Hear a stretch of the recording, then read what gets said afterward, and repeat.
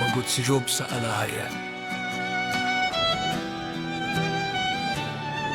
Alam kong magagawa mo ang lahat ng bagay. Walang balak mo ang masasawata. Tinanong mo, sino itong tumatakip sa aking payo nang walang kang kaalaman.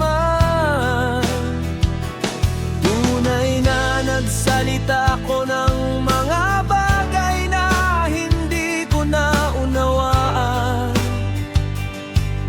mga bagay na lubhang kahanga-hanga para sa akin. Sinabi mo, makinig ka ngayon.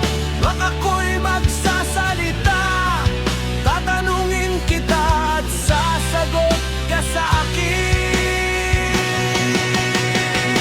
Ang aking tainga ay nakabalita tungkol sa iyo, ngunit ngayon nakita ka na ng aking mata. Kaya kinamumuhayan ko ang aking sarili at nagsisisi ako sa labog at mga abo.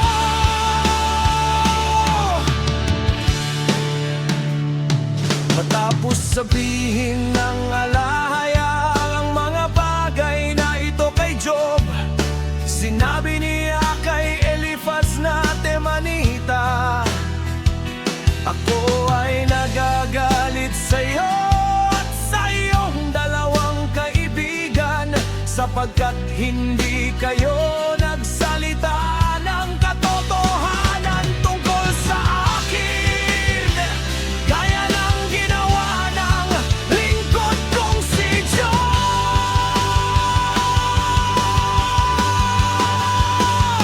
Kaya't kumuha kayo ngayon ng 7 toro at 7 tupa at pumunta kayo sa aking lingkod na si Job at magalay kayo ng handog na susunod.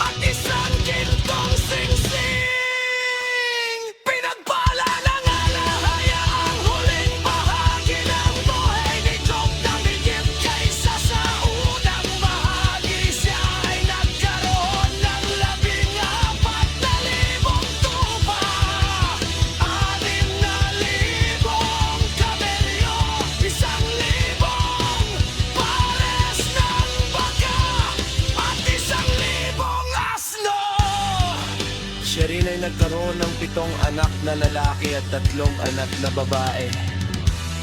Ang panganay na anak na babae ay pinangalanan niyang Jelima. Ang pangalawa ay Quetzaya. At ang pangatlo ay Keren Hakpats. Walang matagpuang mga babaeng kasing ganda ng mga anak na babae ni Job. Sa buong lupain at binigyan sila ng kanilang ama nang manana kasama ng kanilang mga kapatid na lalaki. Pagkatapos nito, nabuhay pa si Job ng 100 ang 40 taon. Nakita niya ng kanyang mga anak at ang mga anak ng kanyang mga anak hanggang sa ika-4 na salilahi. At sa gayon, namatay si Job, isang matandang punong-puno ng mga araw.